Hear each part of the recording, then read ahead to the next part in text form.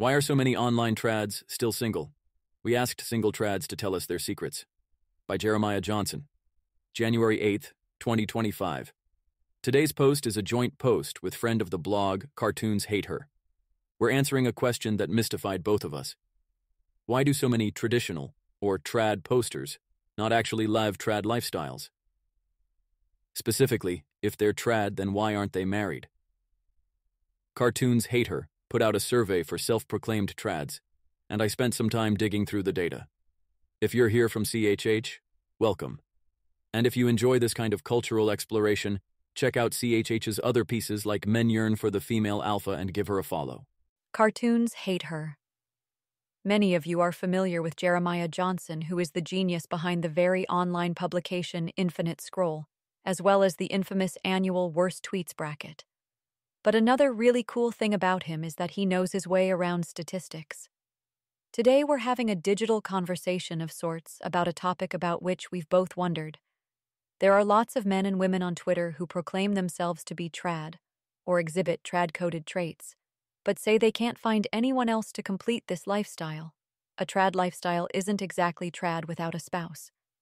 So are these singles finding each other? And if not, why not? Can a 23-year-old Roman statue guy not find his based raw milk-drinking wife anymore?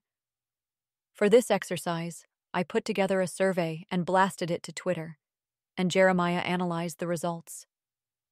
So let's start with some of the basics. When it comes to the people we surveyed and their self-described reasons for being single or wanting a trad lifestyle, what did you notice? How was it different between men versus women? Jeremiah Johnson. Unless you're still very young, it's a little bit of a contradiction to be a self-described trad and single. Shouldn't you have settled down into a monogamous relationship already? So to unravel that mystery, the survey let people describe their own reasons for why they're currently single, in their own words.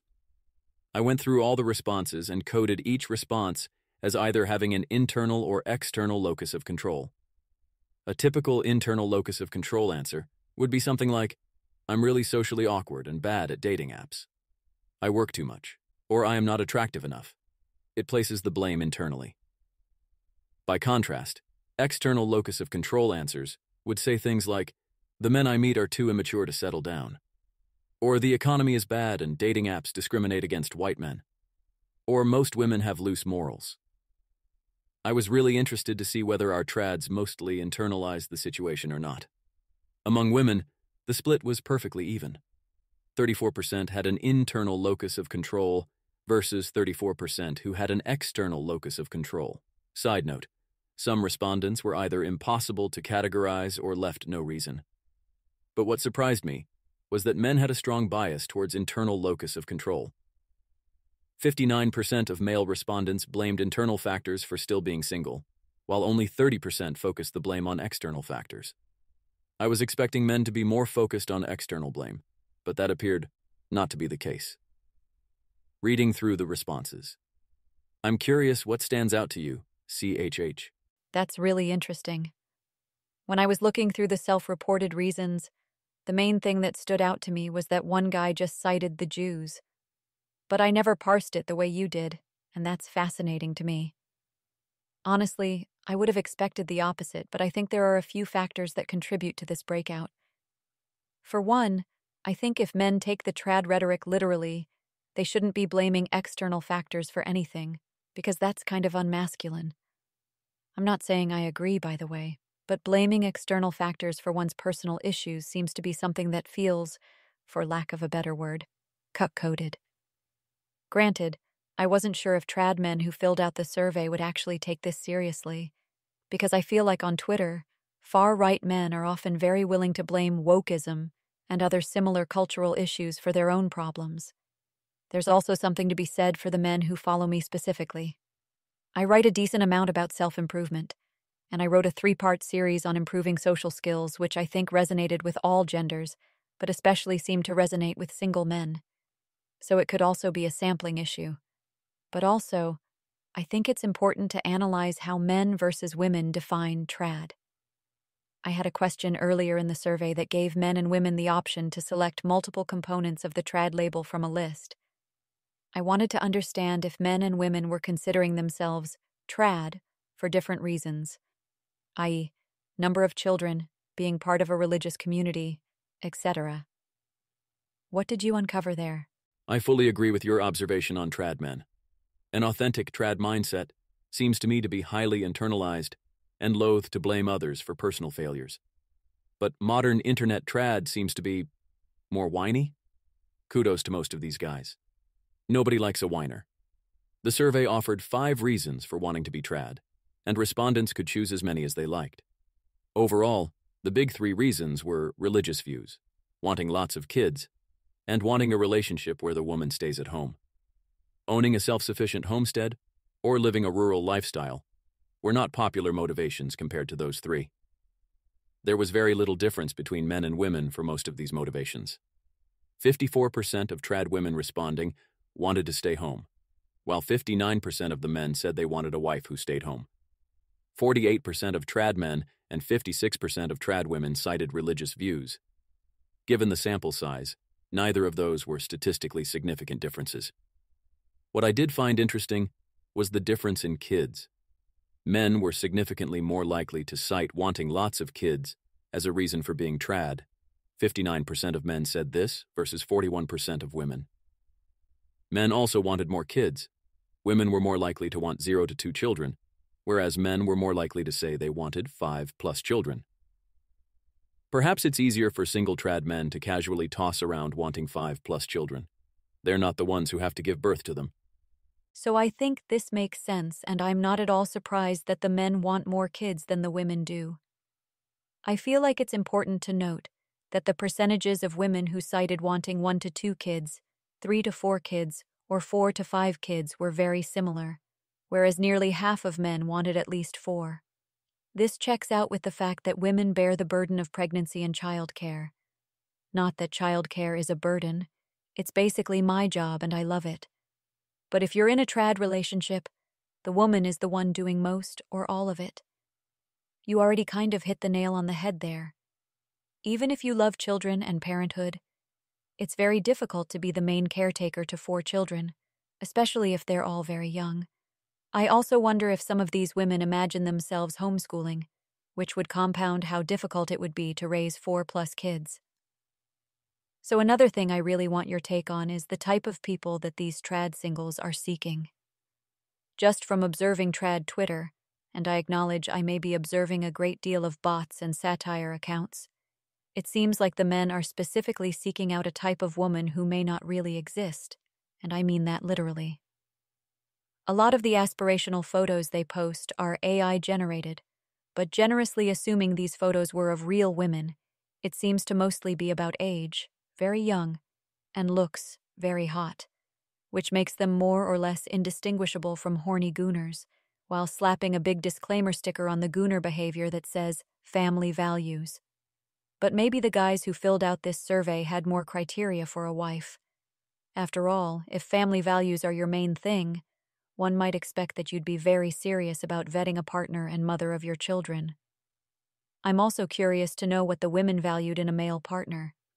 Presumably, they'd want a provider and a good dad, but I also feel like there might be a disconnect between trad guys and trad women, where the men believe that the ideal marriage includes a massive age gap, and the women want someone around their own age. Again, I may be basing all of this on trolls. So what does the data really say? So the women who took this survey were asked which was closer to their preference. Marrying a man my age, and both of us working until he makes enough money for me to stay home, or marrying a man 10-15 years older than me, and I don't have to work. Only 23% chose the second option of wanting to marry a significantly older man, while 77% would prefer to marry a man their age and work for a while until their husband could provide for them.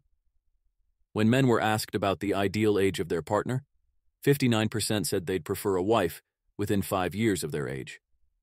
33% said they'd prefer a wife 5 to 10 years younger than them, and only 7% wanted a wife more than 10 years younger. Given that this is a self-described trad group of people, that still seems like a pretty ordinary distribution. Men tilt slightly in the direction of younger women. This may scandalize the audience, but apparently youth is prized as a standard of female beauty. But overall, it still feels pretty ordinary. This doesn't surprise me all that much, because assortative mating seems to be increasing over time. People are increasingly marrying people like themselves socioeconomically. It used to be more common to have large age gaps or class gaps, with the classic example being a rich executive marrying his younger secretary, Mad Men style. This just doesn't seem to happen much anymore. People with college degrees are more likely to marry other people with college degrees, and around their same age. The days of marrying someone with a serious 10-20-year age gap don't seem to be coming back, even in the trad community. Great call-out. And I've noticed that too. My parents had a class difference, albeit not an age difference, and today I almost never see that. As an aside, were 10 to 20-year age gaps ever that common? My grandparents were also close in age, and I feel like before it was common to marry someone you met in college, it was high school. Granted, I could be totally wrong here. I know that wasn't part of the survey, but have you looked into that data at all? Anyway, back to the survey. We presented a few hypotheticals to the singles. Dating someone who was divorced, dating someone who had kids from a previous marriage, dating an atheist who otherwise had trad values, and having casual sex with a hot person with no risk of STIs or pregnancy. What was the degree of openness for men and women? And what can this tell us about the different priorities or similar priorities they may have? I don't think large age gaps were ever the majority of marriages, but they definitely used to be more common than they are now. Here's some data I found that stretches back to 1880. Image. The stacked bar chart shows the age differences between opposite-sex spouses from 1880 to 2022, with 3 categories. Husband is older, 3+ years. Same age, within 2 years. And wife is older, the 3+ years. Over this period, marriages where the husband was significantly older declined from 62% to 40%, while same-age marriages increased from 31% to 51%, and marriages where the wife was older remained relatively stable between 6 to 11%. You can see that the share of marriages, where the husband is 3+ years older, has steadily declined over the last 150 years. This data doesn't have a further category for large gaps of 10+ years, but I'd be shocked if they hadn't also declined. Wikipedia says that currently about 8% of American marriages feature a 10+ year age gap, so in 1880 we can guesstimate that they'd be 15 to 20% of marriages.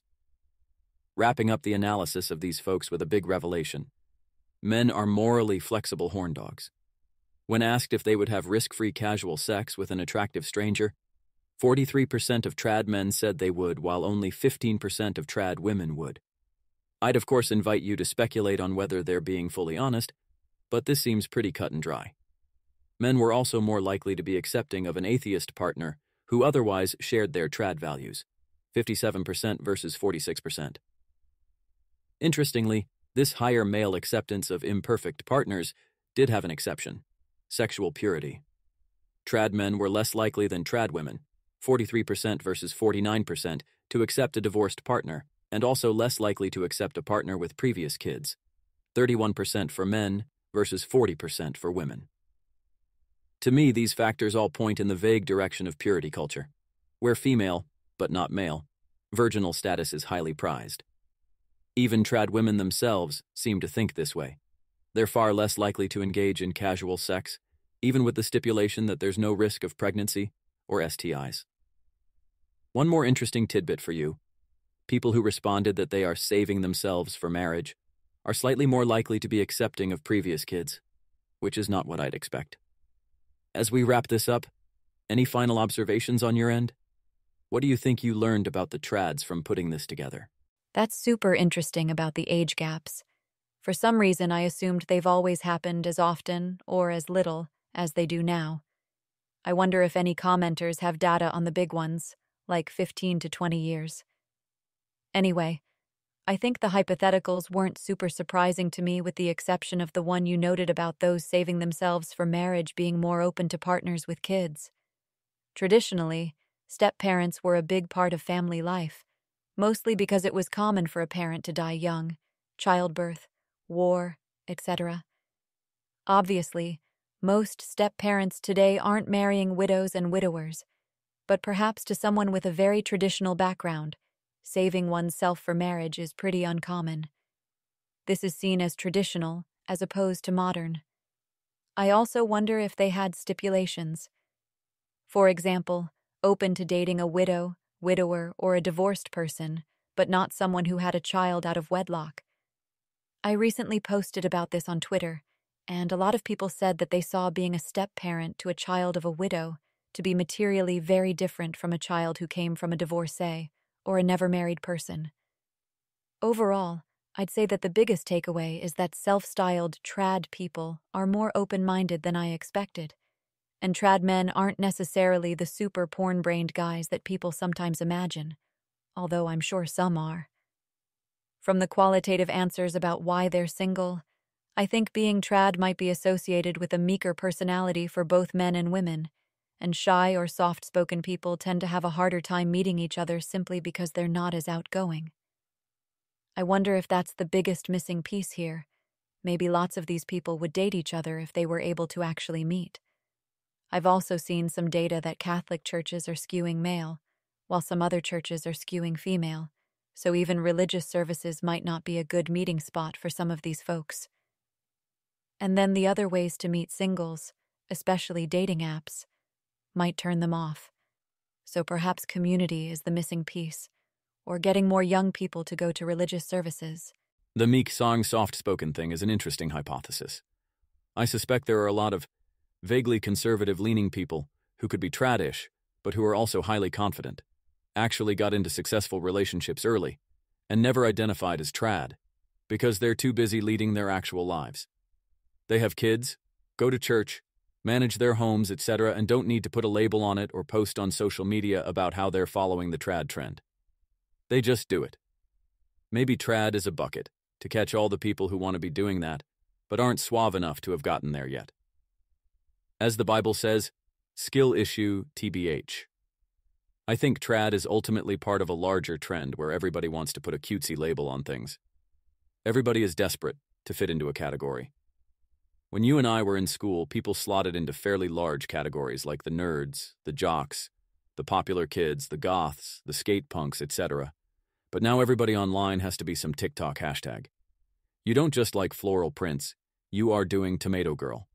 Instead of saying, I think that house design is cool, you label yourself as a farm-pilled cottagecore girly.